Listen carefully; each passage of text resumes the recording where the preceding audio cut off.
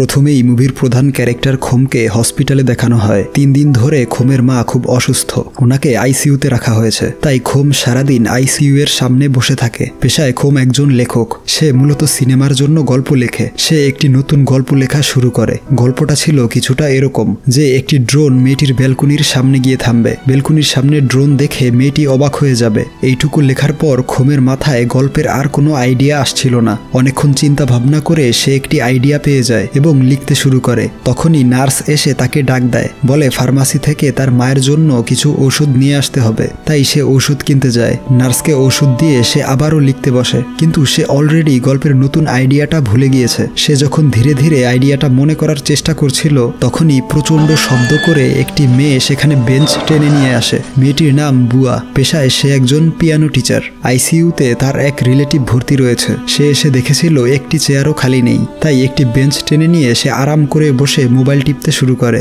তখনই খোমের ফোন আসে। নার্স তাকে বলে আইসিইউ এর সামনে কোনো প্রকার শব্দ দূষণ করা যাবে না। তাই খোম কথা বলার জন্য বাহিরে আসে। তাকে একজন সিনেমার ডিরেক্টর ফোন করে বলে রোমান্টিক কমেডি মুভির গল্প লিখতে। এর আগে খোম কখনো রোমান্টিক কমেডি গল্প লিখেনি, কিন্তু ডিরেক্টরের রিকোয়েস্টে সে গল্পটি লিখতে বাধ্য হয়। তাই লেখার জন্য সে তার চেয়ারে ফিরে আসে। এসে দেখে বুয়া তার অসুস্থ রিলেটিভের জন্য প্রে করছে। খোম মনোযোগ দিয়ে লেখা শুরু করে, কিন্তু বুয়া চেঁচিয়ে প্রে করার কারণে তার মনোযোগ নষ্ট হয়ে যায়। বুয়া তার দিকে তাকাতেই সে লজ্জায় কফি খেতে শুরু করে। তখনই তার হিচকি ওঠে। কিছুতেই হিচকি থামছিল না, তাই বুয়া একটি পলিথিনে বাতাস ঢোকায় এবং সেটা ফাটিয়ে খোমের হিচকি বন্ধ করে। বুয়া বলে এই পদ্ধতিটা হিচকি বন্ধ করতে বেশ কার্যকরী। এই বলে সে পলিথিনটা খোমের হাতে গুজে দিয়ে চলে যায়। শব্দ শুনে সেখানে নার্স চলে আসে এবং পলিথিনটা খোমের হাতে দেখতে পায়।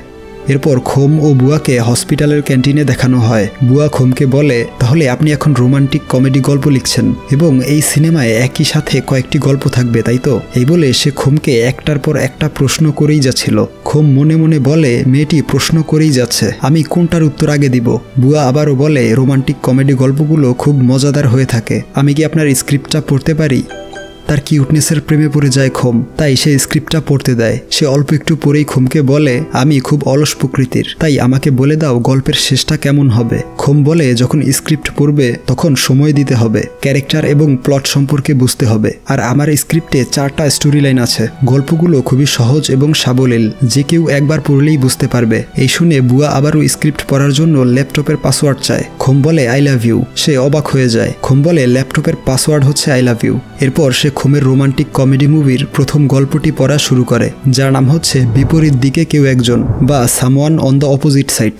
সেই গল্পের প্রধান ক্যারেক্টার জিংকে দেখানো হয়। সে অ্যাপার্টমেন্টের সামনে আসতেই দেখে অ্যাম্বুলেন্স থেকে কিছু লোকজন নেমে তাদের অ্যাপার্টমেন্টে ঢুকছে। তার বান্ধবীকে কোভিড পজিটিভের কারণে নিয়ে যাচ্ছিল। সে জিংকে বলে আমার আর চিকেন রাইস খাওয়া হলো না। এরপর অ্যাম্বুলেন্স কিছু দূর যাওয়ার পর আবারও ফিরে আসে। তারা বলে এটাকেও তুলে নাও। জিং বলে আমি শুধু চিকেন রাইস কেনার জন্য বাহিরে গিয়েছিলাম। এই বলে সে দৌড়ে পালিয়ে যায়। এরপর সেই গল্পের আরেক ক্যারেক্টার ডিয়াওকে দেখা যায় তার বন্ধু ফ্যাটির সাথে ফুটবল নিয়ে বেটিং বা বাজি ধরছিল। ডিয়াও সেই বাজিটি জিতে যায়। ডিয়াও বলে তাদের কোম্পানি সবাইকে 2 সপ্তাহের ছুটি দিয়েছে। এই শুনে ফ্যাটি তার সাথে 2 বক্স বিয়ার বাজি ধরে, আর এই বাজি হলো 2 সপ্তাহ বাসা থেকে বের হওয়া যাবে না। ডিয়াও তার বাজির চ্যালেঞ্জ একসেপ্ট করে নেয়। পরদিন থেকে সে বাজিটি জেতার জন্য বাসার সব কাজ অর্থাৎ বাসা পরিষ্কার, ফ্যান রিপেয়ারিং, কাপড় ধোয়া এবং গিটার বাজিয়ে টাইম পাস করতে থাকে। এভাবে বেশ কয়েকদিন কাটানোর পর ক্যালেন্ডার চেক করে দেখে সবেমাত্র 3 দিন হয়েছে। সে ভাবে হয়তো এই বাজিটি সে জিততে পারবে না।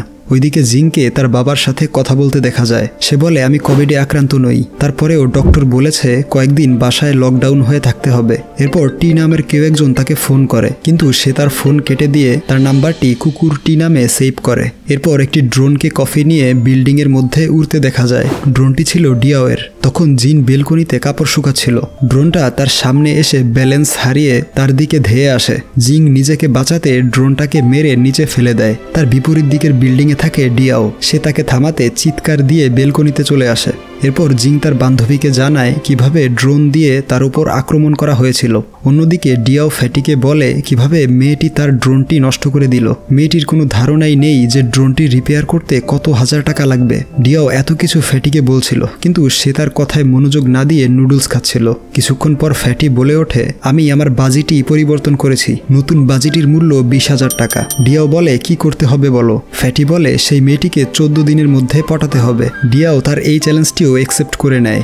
এরপর জিং তার হসপিটালে থাকা বান্ধবীর সাথে ফোনে কথা বলছিল। আমরা বুঝতে পারি টি নামের লোকটি হচ্ছে জিং এর এক্স বয়ফ্রেন্ড, যার নাম্বার সে কুকুর টি নামে সেভ করেছিল। ব্রেকআপ হওয়ার পরেও সে প্রতিদিন জিংকে ফোন করে বিরক্ত করে। ফোনে কথা বলার সময় হঠাৎ পেছনে তাকাতেই সেই ড্রোনটিকে দেখতে পায়, যার সাথে একটি খাবারের প্যাকেট এবং একটি চিরকুট ছিল। জিং খাবারটি টেস্ট করে এবং চিরকুটে লেখা ছিল সরি। তার নিচে ডিয়াও তার ইনস্টাগ্রামের নামটা লিখে দিয়েছিল। এরপর দৃশ্য পরিবর্তন হয়ে খোম ও বুয়ার কাছে আসে। খোম তার গল্পটি এই পর্যন্তই লিখেছিল, সে আর কোনো আইডিয়া খুঁজে পাচ্ছিল না। তখন বুয়া তাকে বলে, যেহেতু জিং এর ব্রেকআপ হয়ে গিয়েছে তাই তোমার উচিত এখন জিং এবং ডিয়াওকে এক করে দেয়া। তাই খোম আবারও লিখতে শুরু করে। আবারও তার লেখা সেই গল্পটি শুরু হয়। দেখা যায় ফ্যাটি ডিয়াও এর ফোন চেক করছিল। সে দেখে জিং অলরেডি ডিয়াও এর প্রেমে পড়ে গিয়েছে। ডিয়াও বলে 2 বক্স বিয়ার এবং 20,000 টাকা রেডি রাখো, খুব শীঘ্রই আমি বাজিটি জিতে যাব। ডিয়াওকে রেডি হতে দেখে ফ্যাটি জিজ্ঞেস করে কোথায় যাচ্ছ। সে বলে জিং এর সাথে ডিনার করতে। অর্থাৎ জিং কোয়ারেন্টাইনে থাকার কারণে সে ড্রোন দিয়ে জিংকে ডিনার পাঠায় এবং ক্যান্ডেল নাইট ডিনার করে নিজ নিজ ছাদে বসে। এরপর ডিয়াও জিংকে জিজ্ঞেস করে আগামীকাল হাঁটতে যাবে। জিং বলে সামাজিক দূরত্ব বজায় রেখে কিভাবে হাঁটা যায়। সে বলে আমি ব্যবস্থা করব। পরদিন তারা দুজন পলিথিনের বলের ভিতর দিয়ে হাঁটে এবং খুব এনজয় করে। রাতে জিং ব্যালকনি থেকে মোবাইল ফ্ল্যাশের মাধ্যমে তাকে প্রপোজ করে। এই দেখে ডিয়াও নিজেকে অপরাধী ভাবতে শুরু করে। সে ফ্যাটিকে বলে আমাদের উচিত হয়নি জিং এর ফিলিংস নিয়ে বাজি ধরা, আর আমার গার্লফ্রেন্ড খুব তাড়াতাড়ি ফিরে আসবে, আমি এই বাজিটি হেরে গিয়েছি। এই বলে সে ফ্যাটিকে 20,000 টাকা দিয়ে দেয়। ফ্যাটি যাওয়ার পর সে বারান্দায় দাঁড়িয়ে প্রচণ্ড গিল্টি ফিল করছিল। তখনই জিং তাকে মেসেজ করে তার বাসায় আসতে বলে, তার বান্ধবীর সাথে দেখা করাবে যে কিছুক্ষণ আগেই তার বাসায় এসেছে। তাই সে জিং এর অ্যাপার্টমেন্টে আসে। প্রথমে সে ভুল বাসায় নক করে, পরে জিং তাকে দেখতে পেয়ে ভেতরে আসতে বলে। সে জিংকে সত্যিটা বলে দেয় যে সে তার বন্ধুর সাথে বাজি ধরে এই সব কিছু করেছে। সে জিংকে ভালোবাসে না, তার অলরেডি একজন গার্লফ্রেন্ড রয়েছে। তার কথাগুলো জিং হতবাক হয়ে শুনছিল। তখনই জিং এর বান্ধবী এসে ডিয়াওকে দেখে অবাক হয়ে যায়। জিংকে জানায় ডিয়াওই তার বয়ফ্রেন্ড, যে জিং এর বাসার বিপরীত পাশে থাকে। এই শুনে জিং রেগে গিয়ে তাকে চড় মারে। দৃশ্য পরিবর্তন হয়ে খোম ও বুয়াকে দেখানো হয়। খোমের স্ক্রিপ্ট পড়ে সে একদমই পছন্দ করে না। সে বলে গল্পটা এভাবে কেন শেষ করলে, এখানে হ্যাপি এন্ডিং হয়নি। খোম পিছনে অসুস্থ লোকদের দিকে তাকিয়ে বলে বাস্তব জীবনে সব সময় হ্যাপি এন্ডিং হয় না। আমরা কেউই জানি না আমাদের জীবনের সমাপ্তিটা কিরকম হবে। আমার গল্পগুলো ঠিক এই রকমই। বুয়া বলে সে খোমের বাকি গল্পগুলো পড়বে। খোম ল্যাপটপটি তার হাতে দিয়ে দেয়। তখন খোমের পরবর্তী গল্প পাশের কেউ বা সামওয়ান নেক্সট ডোর শুরু হয়। গল্পের প্রধান ক্যারেক্টারদেরকে দেখা যায় স্কুলের সামনে একটি ব্যানারের দিকে তাকিয়ে রয়েছে। তখনই একটি বল তার পায়ের কাছে আসে। তাকে বলটি পাস করতে বলা হয়। সে বলটি পাস করতে গেলে একটি মজার ঘটনা ঘটে।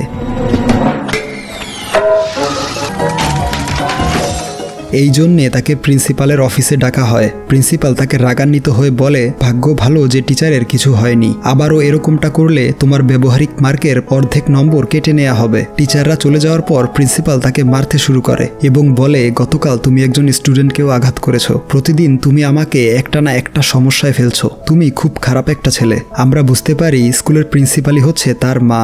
পরের সিনে তের জানালা খুলতেই দেখে একটি মেয়ে কাপড় চেঞ্জ করছে। সে আড়াল থেকে এসব দেখতে গিয়ে ধরা পড়ে যায়। মেয়েটি রেগে গিয়ে জানালা বন্ধ করে দেয়। তেরের মা বিষয়টা বুঝতে পেরে তাকে মারতে শুরু করে। পরদিন স্কুলে তের তার বন্ধুকে বলে গতকাল সে চায়ানকে ড্রেস চেঞ্জ করতে দেখেছে। আমরা বুঝতে পারি চায়ান তাদের ক্লাসেই পড়ে। তার বন্ধু বলে মেয়েটি খুব কিউট, কিন্তু সে কখনোই হাসে না। তুমি খুব লাকি, কারণ চায়ান তোমার প্রতিবেশী। তের বলে আমি মনে করি আমি আনলাকি। আমার মা আমাকে দিয়ে প্রতিবেশীদের সকল কাজ করায়। চায়ানের চোখে আমি একজন কাজের ছেলে চাইতে বেশি কিছু নই।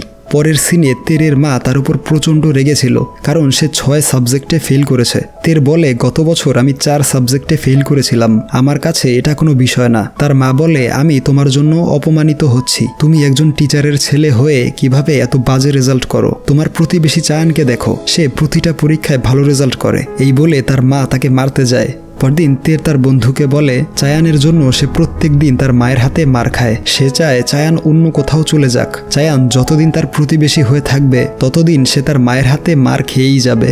এরপর বাসায় ফিরে সে তার নাকের ব্যান্ডেজটা চেঞ্জ করে। গিটার নিয়ে জানালার সামনে এসে চায়ানের রুমের দিকে তাকিয়ে থাকে। তখন তার মা এসে বলে, তুমি কি জানো না সে পড়াশোনার জন্য চায়না চলে গিয়েছে। এরপর থেকে সে চায়ানকে মিস করতে থাকে, সারাদিন তার কথাই ভাবে। এভাবে কয়েক মাস কেটে যায়। একদিন বাগানে পানি দেওয়ার সময় তাদের এক প্রতিবেশী তাকে একটি চিরকুট দেয়, বলে কেউ একজন এটা তোমাকে দিতে বলেছে। সেই চিরকুটে ছিল চায়ানের ফোন নাম্বার। রাতে সে চায়ানের সাথে ভিডিও কলে কথা বলে। চায়ান বলে, আমি এখানে আসার পর থেকে আমার দিদা একা হয়ে গিয়েছেন। বাসায় আমার দিদা এবং একজন কাজের লোক ছাড়া আর কেউ নেই। তাই তুমি যদি অবসর সময়ে আমার দিদার সাথে টাইম স্পেন্ড করো, তার পছন্দের খাবারগুলো এনে দাও, তাহলে আমি তোমার প্রতি কৃতজ্ঞ হয়ে থাকবো। এরপর থেকে সে চায়ানের দিদার সাথে টাইম স্পেন্ড করতে শুরু করে। দিদা ভূতের মুভি দেখতে পছন্দ করে, কিন্তু তের ভূতের মুভি দেখে প্রচন্ড ভয় পায়। এমনকি সে দিদাকে চেকআপের জন্য হসপিটালেও নিয়ে আসে। এতে চায়ান তার উপর প্রচন্ড খুশি হয়। এভাবে বেশ কয়েক মাস কেটে যায়। প্রত্যেকদিন রাতের বেলা তারা দুজন ভিডিও কলে কথা বলে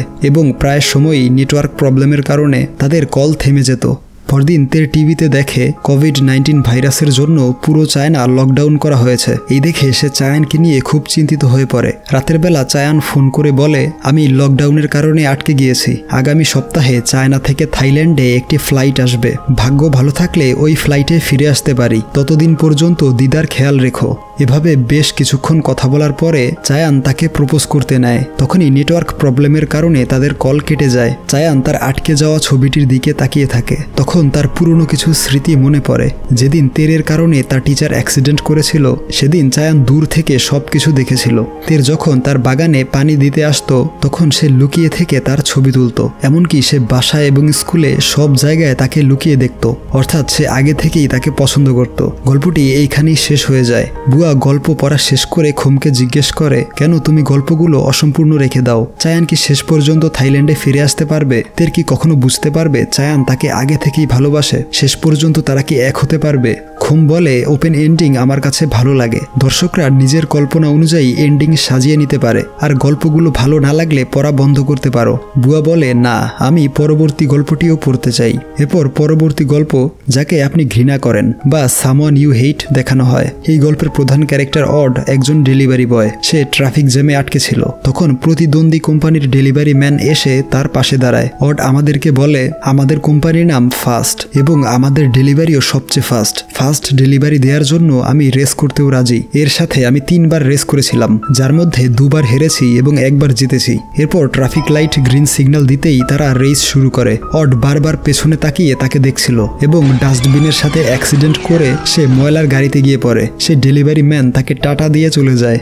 তারপর বাসায় অডের 5 বছরের বোন ডুনোকে দেখানো হয়। অড তার বোনের আঁকাবুকি ও বিভিন্ন যন্ত্রপাতি দেখে বলে, তুমি মেয়ে, তুমি পুতুল নিয়ে খেলবে, এইসব কি করছো? সে বলে, পুতুল দিয়ে খেলে সাধারণ মেয়েরা, কিন্তু আমি হলাম অসাধারণ। এই বলে সে তার ভাইকে একটি রকেট দেখায়। বলে, বড় হয়ে আমি একটি রকেট তৈরি করব, যেটায় চড়ে আমি যে কোনো সময় যে কোনো জায়গায় যেতে পারবো। তখন অড তার মাথায় হাত বুলিয়ে দেয়, কিন্তু সে রেগে গিয়ে তাকে স্টুপিড বলে, কারণ তার চুল নষ্ট হয়ে গিয়েছে। তারপর তারা দুজন তাদের বাবার ট্যাক্সির দিকে তাকিয়ে থাকে। তার বোন বলে, বাবা কবে ফিরে আসবে? কিন্তু অড তার উত্তর না দিয়ে চুপচাপ দাঁড়িয়ে থাকে। পরদিন তারা 2 ভাই বোন হসপিটালে তাদের বাবাকে দেখতে আসে। ডুনো তার ভাইকে জিজ্ঞেস করে, বাবা কি স্বপ্ন দেখছে? এই বলে সে প্রার্থনা করে, বলে বাবার স্বপ্নটা যেন ভালো হয় এবং সেই স্বপ্নে যেন আমরাও থাকি। এরপর অডের হাতে হসপিটালের বিল দেখা যায়, যেখানে টোটাল অ্যামাউন্ট ছিল 54,508 টাকা। যা দেখে সে চিন্তিত হয়ে পড়ে, কিভাবে সে এত টাকা পরিশোধ করবে।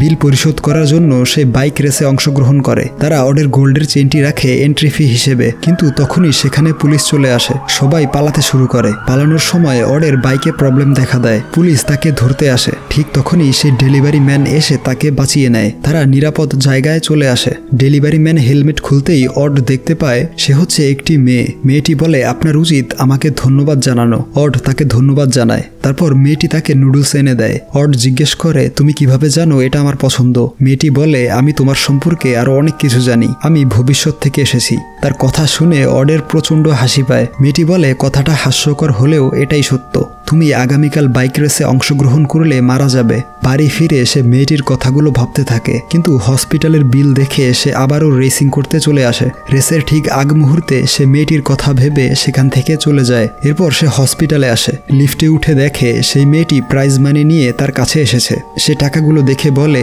এই টাকাগুলো আমার জন্য যথেষ্ট, কিন্তু আমার বাবা সম্পূর্ণ সুস্থ হবে কিনা তা জানি না। মেয়েটি বলে, এসব স্টুপিড কথা বাদ দিয়ে বাবাকে দেখতে যাও। যাওয়ার আগে অট জিজ্ঞেস করে, তুমি আসলে কে? তখন মেয়েটি চুল সরিয়ে তার গলায় আঁকা রকেটের ট্যাটু দেখায়। অর্থাৎ এই মেয়েটি হলো তার ছোট বোন ডুনো। সে বড় হয়ে টাইম ট্রাভেল করে অতীতে এসেছে, কারণ সে ছোটবেলায় তার ভাইকে বলেছিল সে এরকম একটি রকেট তৈরি করতে চায় যার মাধ্যমে সে যে কোনো সময় যে কোনো জায়গায় যেতে পারবে। গল্পটি এইখানেই শেষ হয়ে যায়। সিন শিফট হয়ে বুয়া এবং খোমের কাছে আসে। বুয়া খোমকে জিজ্ঞেস করে, এটা তাহলে সায়েন্স ফিকশন গল্প ছিল, আর বাস্তবে কি টাইম ট্রাভেল করা সম্ভব?